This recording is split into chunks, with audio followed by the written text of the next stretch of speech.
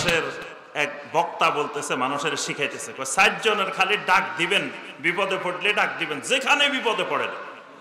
1 নম্বরে আব্দুল কাদের জিলানী রহমতুল্লাহ আলাইহিকে ডাক দিবেন, ইয়া গাউসুল আজম কই ডাক দিবেন, গাউসুল আজম হাজির হয়ে যাবে।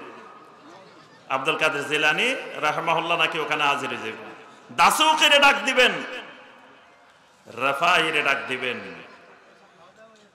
বাদাবিরে ডাক দিবেন, এই 60 জনের ডাক দিবেন।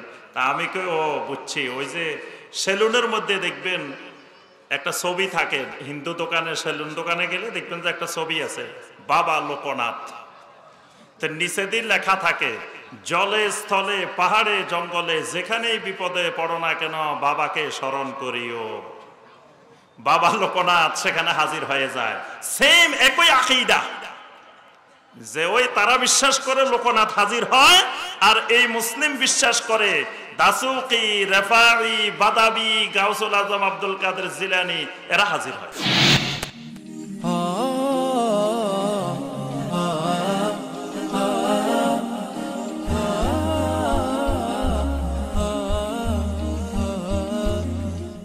আমাদের আলোচনার বিষয় ঈমান ভঙ্গের কারণ। তো এই আলোচনা হলো ওই মানুষগুলোর জন্য যাদের ঈমান আছে। কারণ ঈমান যাদের আছে তাদের ঈমান ভাঙ্গার সম্ভাবনা আছে। যাদের ঈমানে নাই তাদের ভাঙ্গারও কোনো সম্ভাবনা নাই। ঈমান নাই, ভাঙব কি? ভাঙ্গার কোনো সম্ভাবনা নাই। যাদের ঈমান আছে তাদের জন্য আমাদের আজকের আলোচনা, আর যাদের ঈমান নাই তাদের জন্য এই আলোচনায় তেমন উপকার হবে না। তা আপনাদের সবার ঈমান আছে তো? আল্লাহ পাক আমাদের ঈমানকে আরো বাড়িয়ে দিন। আচ্ছা, তাহলে আসেন আমরা প্রথমে আসি, ঈমান যেহেতু আছে তো ঈমানের বিপরীত জিনিস কি বলেন তো দেখি? জি, কেউ বলছেন বেঈমান, কেউ বলছেন শিরিক, আবার শেষে কেউ বলছেন কুফর। তাহলে ঈমানের বিপরীত কি? অনেকে চুপ করে রয়েছে, কয় প্রশ্ন তো জীবনে শুনি নাই। ঈমানের বিপরীত কুফর। ঈমানের বিপরীত কি? কুফর। তাহলে কুফরের বিপরীত তাওহীদের বিপরীত, শিরকের বিপরীত, দ্বীনের বিপরীত না, এমনি দিন আছে না, দিনের বিপরীত রাত, রাতের বিপরীত, রাতের বিপরীত বেদাত, সুন্নতের বিপরীত বেদাতের বিপরীত। তাহলে একটার সাথে আরেকটা এক জায়গায় দুটা থাকতে পারে না। ঈমান থাকলে কুফর থাকবে না, কুফর থাকলে ঈমান থাকবে না। একই ব্যক্তির মধ্যে ঈমানও আছে কুফরও আছে, এটা কি সম্ভব? আচ্ছা, এখন কি কসবার এখানে ব্রাহ্মণবাড়িয়া দিন না রাত? এখন কি দিন না রাত? আমি যদি বলি এখন দিন, আপনারা কি কইবেন? জি, সুবহানাল্লাহ কইবেন। যে আমাদের এত বড় শায়েখে বলছে, ভুল বলছে নাকি? আর হলো আমরা তো অনেক কিছু বুঝি না, আমাদের পীর সাহেব কাশফের মাধ্যমে দেখতে পাচ্ছে এখন দিন। এই জন্য পীর মুরিদেরা এরকম রাতের মধ্যেও পীর সাহেব যদি কয় এখন দিন, মুরিদেরা কয় সুবহানাল্লাহ, দেখো আমরা সবাই দেখতেছি দিন রাত, আর আমাদের হুজুর দেখতেছে কি? দিন। এই জন্য সবাই সুবহানাল্লাহ কয়। তাহলে এবং পীর সাহেব যদি কয় এখন দিন, আপনি যদি কোন যে না এখন দিন না রাত, খাতায় বুজুর্গান গ্রেপ্তান খাতাস, বুজুর্গের ভুল ধরা আরেক ভুল। এটা আপনি চরম বেয়াদবি করছেন যে হুজুর দেখতেছে দিন, আপনি কোন এখন রাত, আবার ভুলও ধরছেন, এটা আরেক ভুল করছেন। আপনি পীর সাহেবের সোহবতে সমস্ত ফয়েজে বরকত থেকে মাহরুম হইয়া যাবেন। তাহলে আমরা এরকম অন্ধ পূজারি না, আলহামদুলিল্লাহ। আমাদের শাইখ যদি বলে এখন দিন, আমরা কমন না, দিন না, এখন রাত। যদি তারপরেও কয় দিন, তাহলে বলবো না, নাউজুবিল্লাহ, আপনার গন্ডগোল। কি বলেন? তাহলে এখন কি রাত না দিন?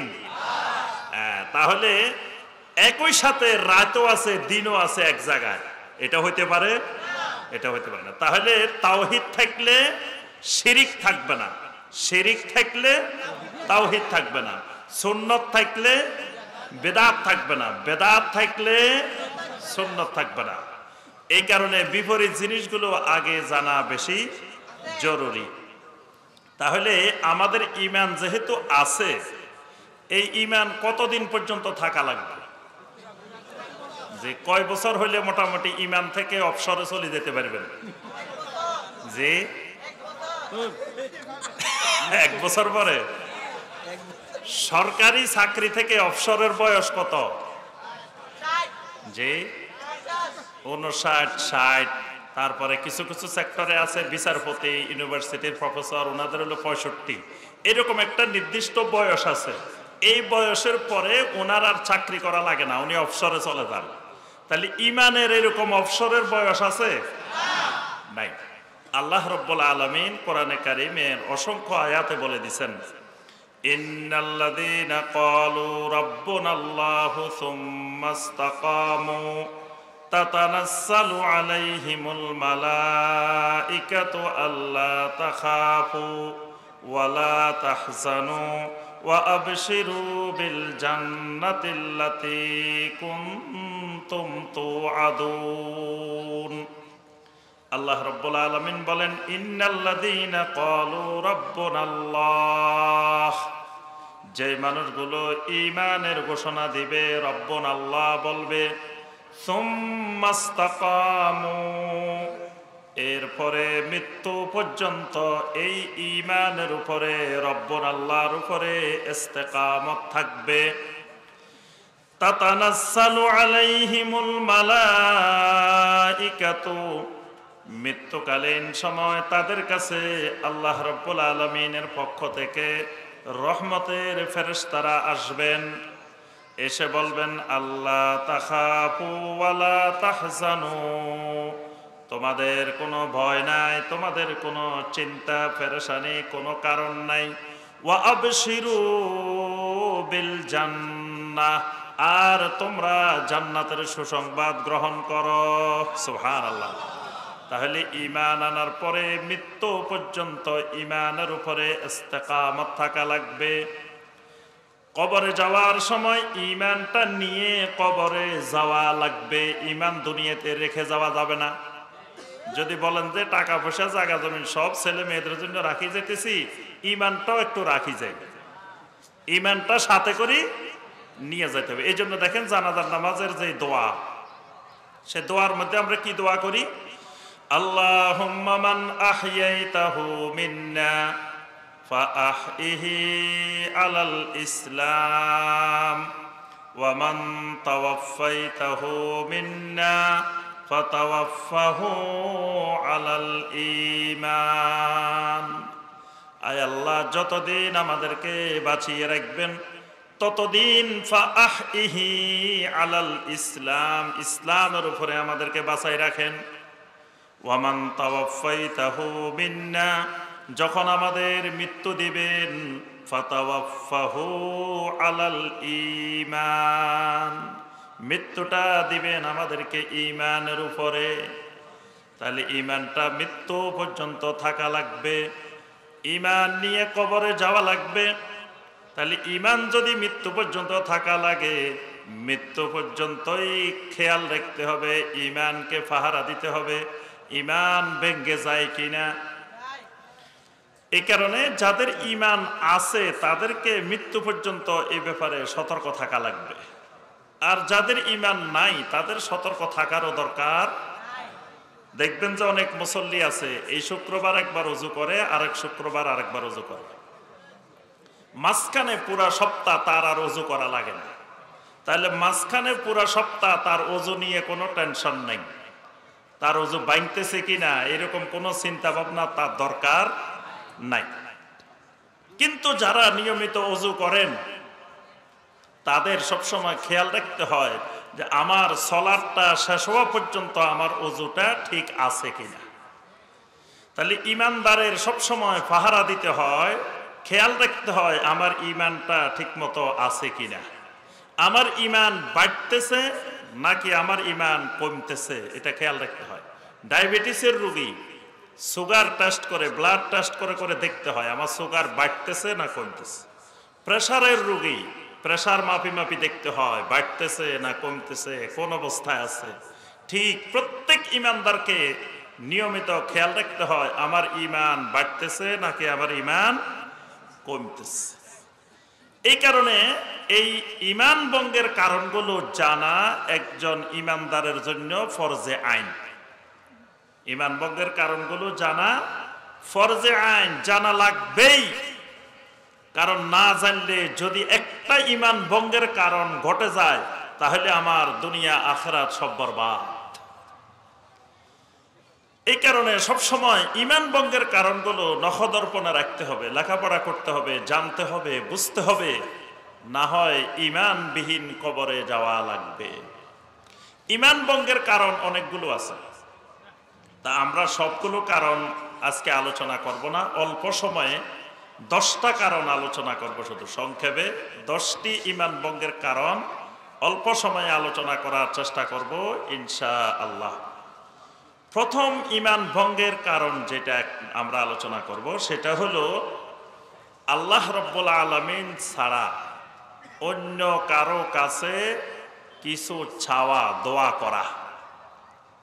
মানে আল্লাহ রাব্বুল আলামিন আল্লাহর কাছেও চান, অথবা অন্যের কাছেও চান, অথবা আল্লাহকে বাদ দিয়ে অন্যের কাছে চান।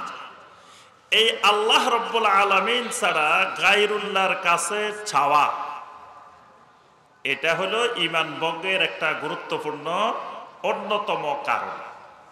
কোরআনে কারিমে অনেক আয়াতে কারিমে আল্লাহ পাক এই ব্যাপারে বলছেন। সূরা গাফিরের 60 নম্বর আয়াত, ওয়াকালা রাব্বুকুম উদউনি আস্তাজিব লাকুম ইন্নাল্লাযীনা ইস্তাকবিরুনা আন ইবাদাতি সায়াদখুলুনা জাহান্নামা দাখিরিন। আল্লাহ রাব্বুল আলামিন বলেন, ওয়াকালা রাব্বুকুম, তোমাদের রব বলছেন, উদউনি, বান্দা একমাত্র আমি আল্লাহর কাছে চাও, আমার কাছে দোয়া করো। আস্তাজিব লাকুম, আমি তোমাদের দোয়া কবুল করি, আমি তোমাদের দোয়া সাড়া দিই। ইন্নাল্লাযীনা ইস্তাকবিরুনা আন ইবাদাতি, যে লোক অহংকার করে আমার এই ইবাদত থেকে দূরে থাকে, আমার কাছে চায় না, দোয়া করে না, সায়াদখুলুনা জাহান্নামা দাখিরিন, অচিরেই লাঞ্ছিত হয়ে সে জাহান্নামে প্রবেশ করবে। তাহলে দোয়াটা একটা গুরুত্বপূর্ণ ইবাদত। এই ইবাদতটা একমাত্র আল্লাহর জন্য খাস, একমাত্র আল্লাহ রাব্বুল আলামিনের কাছে চাইতে হয়। সূরা আল জিনের 18 নম্বর আয়াত, ওয়া আন্নাল মাসাজিদা লিল্লাহি ফালা তাদউ মাআল্লাহি আহাদা। ওয়া আন্নাল মাসাজিদা লিল্লাহ, যত মসজিদ আছে সমস্ত মসজিদ একমাত্র আল্লাহর, অর্থাৎ পুরা জমিনটাই মসজিদ। এই পুরা জমিনের মালিক হলেন আল্লাহ। ফালা তাদউ মাআল্লাহি আহাদা, অতএব আল্লাহর সাথে আর কারো কাছে দোয়া করিও না, ডাকিও না, আল্লাহ ছাড়া কাউকে ডাকিও না। সূরা আল মুমিনুনের 117 নম্বর আয়াতে কারিমা, ওয়া মান ইয়াদউ মাআল্লাহি ইলাহান আখারা লা বুরহানা লাহু বি, যে ব্যক্তি আল্লাহর সাথে অন্য কোনো মাবুদকে ডাকে, এই ব্যাপারে তার কাছে কোনো দলিল প্রমাণ নাই। অর্থাৎ অসংখ্য আয়াতে কারিমা দ্বারা বোঝা যায় আল্লাহ ছাড়া গায়রুল্লাহর কাছে দোয়া করলে ঈমান ভেঙে যায়। এখন আসেন, বাংলাদেশে ওযু ভাঙ্গে, নামাজ ভাঙ্গে, রোজা ভাঙ্গে, সব ভাঙ্গে, কিন্তু ঈমান ভাঙ্গে না। কোনদিন শুনছেন ব্রাহ্মণবাড়িয়ার অমুকের ঈমান ভাঙ্গে গেছে? হ্যাঁ, এটা শুনছেন কোনদিন? শুনছেন মনে হয়, কি শুনছেন? শোনা যায় না। কিন্তু ওযু ভাঙছে, দেখছেন তো নাকি? দেখছেন সালাত আদায় করতেছে, হঠাৎ করে একজন বাইরে যেতেছে, কি ব্যাপার? ওই ওযু ভাঙ্গি গেছে। মাঝে মাঝে সালাত ভাঙ্গি যায়, মাঝে মাঝে রোজা ভাঙ্গি যায়, কিন্তু ঈমান ভাঙ্গে না। কারণ কি? কারণ হলো এই সমাজের জনগণ, এই দেশের জনগণ ঈমান ভঙ্গের কারণ জানে না। আল্লাহ ছাড়া কারো কাছে দোয়া করলে, চাইলে ঈমান চলে যায়, এটা এই দেশের অধিকাংশ মুসলিম জানে না।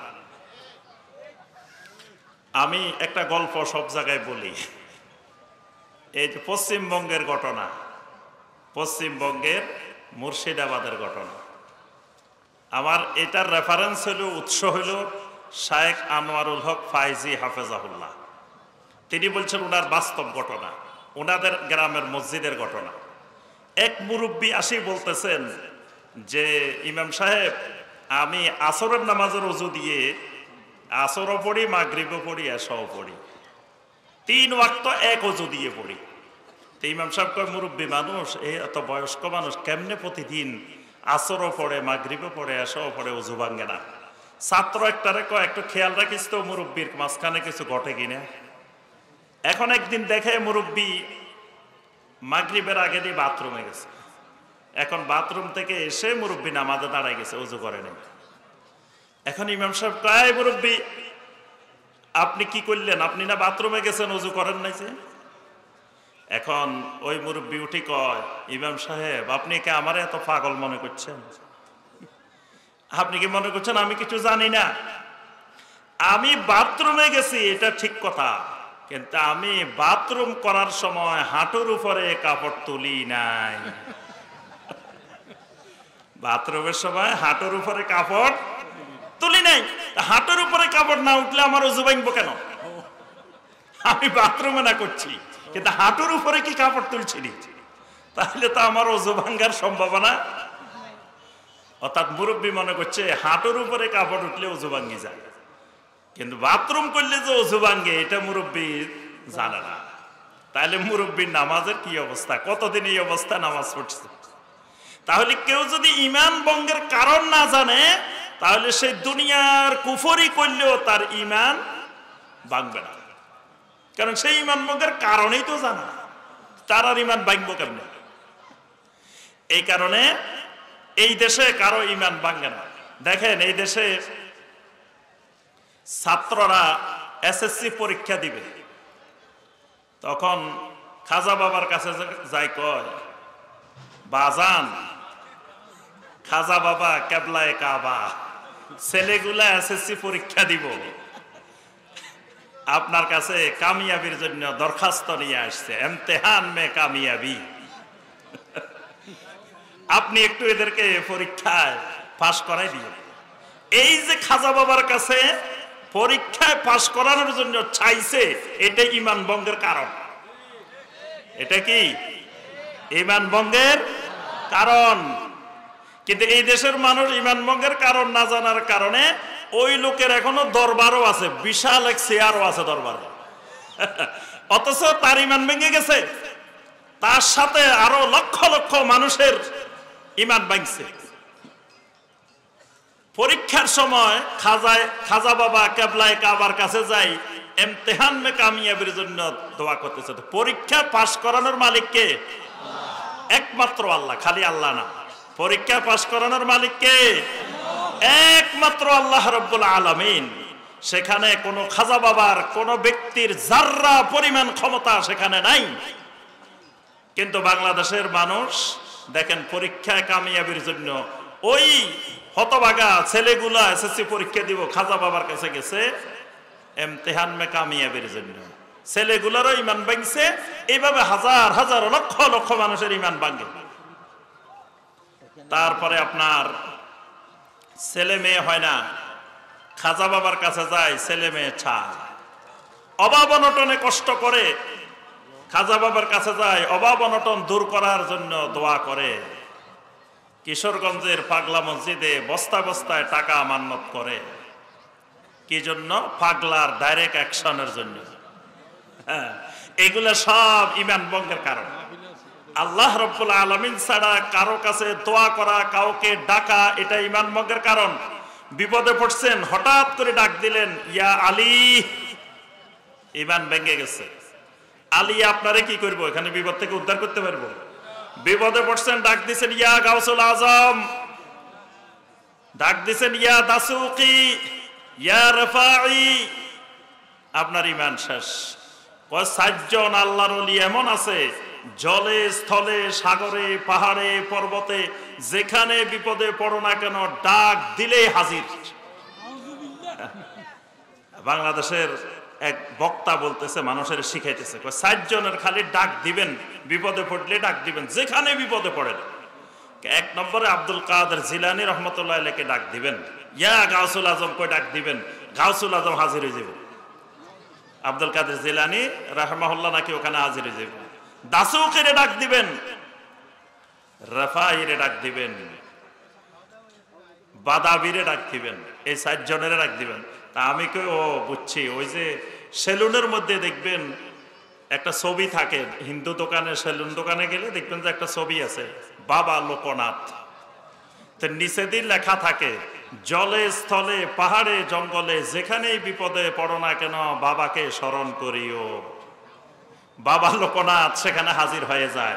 সেম একই আকীদা, যে ওই তারা বিশ্বাস করে লোকনাথ হাজির হয়, আর এই মুসলিম বিশ্বাস করে দাসুকি, রেফাই, বাদাবি, গাউসুল আজম, আব্দুল কাদের জিলানী এরা হাজির হয়।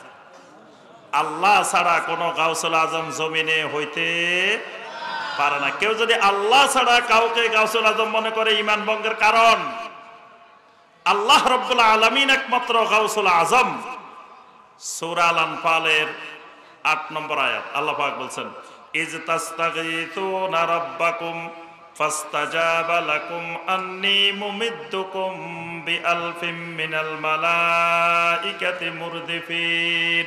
তাগীথুনা রাব্বাকুম, ও নবী, যখন আপনি বদরের ময়দানে 317 জন সাহাবীকে নিয়ে আমি আল্লাহর দিকে যখন ইস্তেগাসা করেছিলেন, ইস্তেগাসা করছেন, ইস্তেগাসা একটা ইবাদত।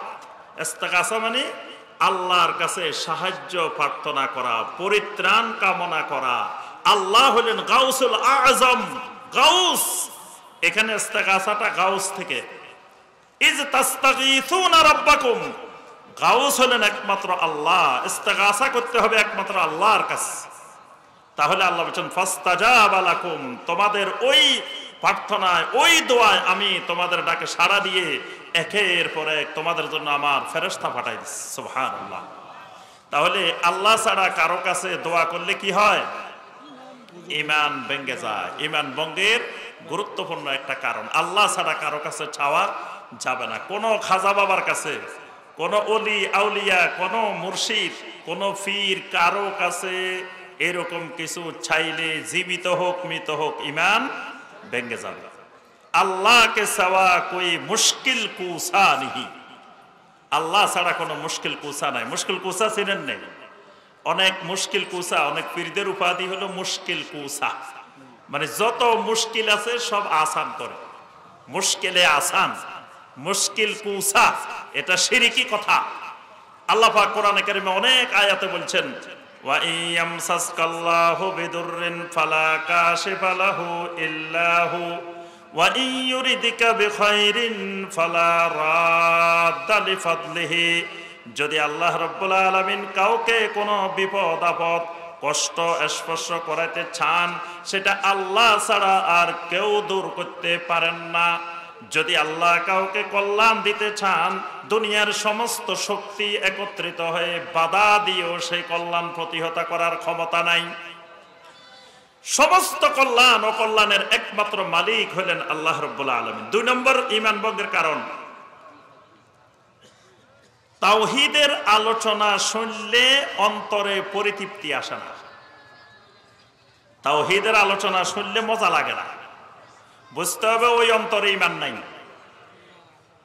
তাওহীদের আলোচনা শুনলে মজা অনুভব করে না, স্বাদ পায় না। কিন্তু যখন তাওহীদ বিরোধী গান গায়, তাওহীদ বিরোধী জিকির করে, তখন মজা পায়। এটাই ঈমান ভঙ্গের কারণ। যখন এখানে স্টেজের উপরে উঠে গান গাওয়া শুরু হয়, নিশিরাতে কারবাসি বাজে। বাস যখনই শুরু হয়, কলবে কলবে মিল না হইলে মনের আশা পূর্ণ হইবে কি? নিশিরাতে কারবাসি বাজে। এবার নাচা নাচি, লাফা লাফি, কি মজা! দেখবেন স্টেজের উপরে কয়েকশো যুবক নাচতেছে, খালি খালি গান হইল কি? নিশিরাতে কারবাসি বাজে। মগবাজারে আইসা তুমি কি আলো দেখাইলা। বাস কি মজা! নাচানাচি, হাজার হাজার লাখ লাখ যুবক নাচতেছে। এই নাচানাচির সবগুলোর ইমান ভেঙে গেছে, কারণ কুফরি কথায় মজা পাইতেছে, শিরিকি কথায় মজা পাইতেছে। আল্লাহর দন রাসূলকে দিয়া আল্লাহ গেছেন গায়েব হইয়া, রাসূলের দন খাজায় পাইয়া শুয়ে আছেন আজমিরে। কেউ ফিরে না খালি হাতে, গেলে রে খাজা তোর দরবারে। বক্তারও ইমান ভেঙে গেছে, যত লক্ষ লক্ষ মানুষ এটা শুনে মজা পাইছে তাদেরও ইমান ভেঙে গেছে। আল্লাহ পাক কোরআনে কারিমে সূরা জুমারের 45 নম্বর আয়াতে বলছেন, ওয়া ইযা যুকিরাল্লাহু ওয়াহদাহু ইসমাআসাত কুলুবুল্লাযীনা লা ইউমিনুনা বিল আখিরাহ। যখন তাদের সামনে তাওহীদের আলোচনা হয়, তখন ওই যে মানুষগুলো ঈমান আনে না, আখিরাতের প্রতি ঈমান আনে না, তাদের অন্তরগুলো বিচলিত হয়ে যায়, তাদের অন্তরে ভালো লাগে না, পরিতৃপ্তি পায় না। আমি দেখছি অনেক জায়গায় তাওহীদের আলোচনা করে দেখছি, কয় কি বক্তা আইছে, কি ওয়াজ করছে, কোনো ওয়াজও না, ওয়াজের মাথাও না। আর একজন স্লোগান দিছে, গান গাইছে, আর মানে বিভিন্ন রং বেরঙ্গের গান গাইছে আর স্লোগান দিছে, কয় মজা একবারে, কয় মাহফিল মানে ইয়া হয়ে গেছে, জমি গেছে। অর্থাৎ তাওহীদের আলোচনায় মজা পায় না, কিন্তু তাওহীদ বিরোধী কথায় মজা পায়। তার অর্থ হইল তার অন্তরে ঈমান নাই, কারণ ঈমানের খোরাক, ঈমানের মূল বিষয় হলো তাওহীদ। সুতরাং ঈমানদার তাওহীদের যত আলোচনা শুনে তত তৃপ্তি পায়, তত মজা লাগে, তত আনন্দ পায়। বাংলাদেশে দেখবেন অধিকাংশ মানুষ তাওহীদের আলোচনায় মজা পায় না।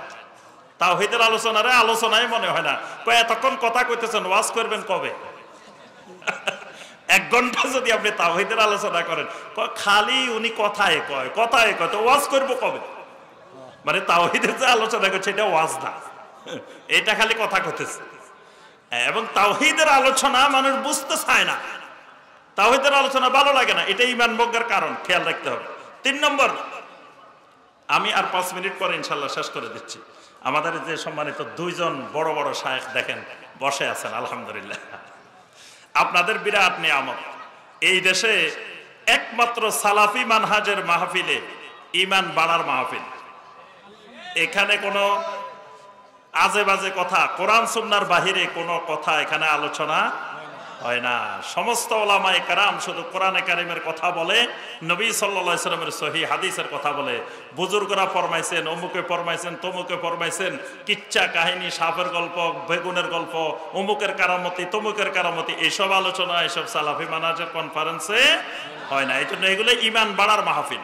ওয়া ইযা তুলিয়াত আলাইহিম আয়াতুহু যাদাতুহুম ঈমানা, খালি ঈমান বাড়ে। আর অন্য জায়গায় গেলে ঈমান হারাই আসতে হয়, পকেটও খালি করতে হয়, ঈমানও খালি করতে হয়, দুটা খালি করে আসতে হয়। এখানে ঈমান নিয়ে বাড়িতে যাবেন ইনশাআল্লাহ। 3 নম্বর, আল্লাহ ছাড়া কারো উদ্দেশ্যে জবাই করা। অনেকে দেখবেন গরু ছাগল নিয়ে আপনার কোরবানি করতে যায়, পীরের বাড়িতে কোরবানি করতে যায়। এখানে কোরবানি না করে পীরের বাড়িতে লয়ে যায়, তারপরে টাকে গরু ছাগল নিয়ে ওখানে জবাই করে। এই আল্লাহ ছাড়া অন্যের উদ্দেশ্যে জবাই করলে ঈমান ভেঙে যায়। আল্লাহ পাক সূরা আল কাউসারের মধ্যে বলেছেন, ফাসাল্লি লিরাব্বিকা ওয়ানহার, আপনার রবের উদ্দেশ্যে সালাত কায়েম করেন এবং রবের উদ্দেশ্যে আপনি কোরবানি করেন। কোরবানি হবে একমাত্র রবের উদ্দেশ্যে। কুল ইন্না সালাতি ওয়া নুসুকি ওয়া মাহইয়ায়া ওয়া মামাতি লিল্লাহি রাব্বিল আলামিন, সমস্ত ইবাদত একমাত্র আল্লাহ রাব্বুল আলামিনের জন্য। সুতরাং আল্লাহ ছাড়া কারো উদ্দেশ্য যখন গরু ছাগল লই যাই এখানে জবাই করবেন, আল্লাহু আকবার বলি জবাই করলেও আপনার ঈমান চলে যাবে। কারণ হলো গরু ছাগল এগুলা খাওয়ার লোক কসবাতেও আছে, তো এখানে না খাওয়াই ওই টাকে করে ওই জায়গা নিছেন কেন? তার অর্থ হলো ওই জায়গায় যিনি আছেন ওনার উদ্দেশ্যে আপনি এখান থেকে মান্নত করে এখান থেকে নিয়ত করে ওখানে নিয়ে গেছেন। গরু ছাগল নিয়ে কোথাও যাওয়া এটাও ইবাদত। এজন্য হজ্জে কারান, আপনি এখান থেকে গরু ছাগল যাইতে চাইলে আল্লাহর ঘরের উদ্দেশ্যে চলে যাবেন, এটা ইবাদত। হজ 3 প্রকারের মধ্যে একটা হজ্জে কারান। হজ্জে কারানে হাদির পশু সাথে করে নিয়ে যাওয়া, এটা ইবাদত। তাহলে আপনি গরু ছাগল যাইবেন, যদি কোনো বাবার উদ্দেশ্যে এরকম গরু ছাগল রওনা দেন, এটাও ঈমান ভঙ্গের কারণ। 4 নম্বর, আল্লাহ ছাড়া অন্য কারো উদ্দেশ্যে মান্নত করা। মোমবাতি মান্নত করছেন, আগরবাতি মান্নত করছেন, তারপরে আপনার মশারি মান্নত করছেন, চাদর মান্নত করছেন, গোলাপ জল মান্নত করছেন, খাসি মান্নত করছেন, মুরগি মান্নত করছেন, ডিম মান্নত করছেন, যত কিছুই মান্নত করেন আল্লাহ ছাড়া কোনো মাজারের উদ্দেশ্যে, কোনো জীবিত, কোনো মৃত, কোনো অলি আউলিয়ার উদ্দেশ্যে যদি মান্নত করেন, আপনার ঈমান ভেঙে গেছে। বাংলাদেশে জীবিত মানুষের চাইতে মরা মানুষের খাদেম বেশি। বাংলাদেশে কি মরা মানুষেরও কি আছে? খাদেম আছে। এই দেশ এক আজব দেশ, যে দেশে মরা মানুষের খাদেম থাকে। তাহলে মরা মানুষের খাদেমেরা কি কাজ করে? ওখানে কোনো কাম নাই, আকাম করে। কাম থাকলে না কাম করতো, কামে নাই, করবো কি? তা কাম করে। কারণ হুজুর তো মারা গেছে, হুজুর কি রাত্রে উঠে বাথরুমে যায়? হুজুরের পানিটা লিজে দিব? হুজুর কি মশা কামড়ায়? মশারিটা লাগাই দিব? হুজুর শীতে কষ্ট পাইতেছে, কাঁথা গায়ে দিয়ে দিব? কোনো কাজ আছে? কাজ নাই। তো কি করে? শিরিক বেদাতের আস্তানা জমায় আর ধর্ম ব্যবসা জমায়। এই জন্য আল্লাহ ছাড়া কারো উদ্দেশ্যে মান্নত করলে, সেটা জীবিত ব্যক্তি হোক, মৃত ব্যক্তি হোক, যেই হোক, মান্নত করলে ঈমান ভেঙে যায়। আল্লাহ এরপরে আল্লাহর গছ ছাড়া, বাইতুল্লাহ ছাড়া কোনো ঘরের তাওয়াফ করলে ঈমান ভেঙে যায়। আপনারা কোনোদিন মাজারের তাওয়াফ, কবরের তাওয়াফ দেখছেন? দেখেন নাই? রাতে 3টা বাজে চলে, এটা কিন্তু দিনে দেখবেন না, এটা 3টার পরে চলে। আমি এক জায়গায় গেছি, বাগিনা এখন শুয়ে থাকো, কয় রাত 3টা বাজলে মামায় ডাক দিমু। তখন ছোট, ক্লাস 8-এ পড়ি। মামা রাতে 3টার পরে ডাক দিমু, তখন উঠবা, তখন আমাদের আরেক জিকির হইব। এখন রাতে 3টা বাজে কি জিকির?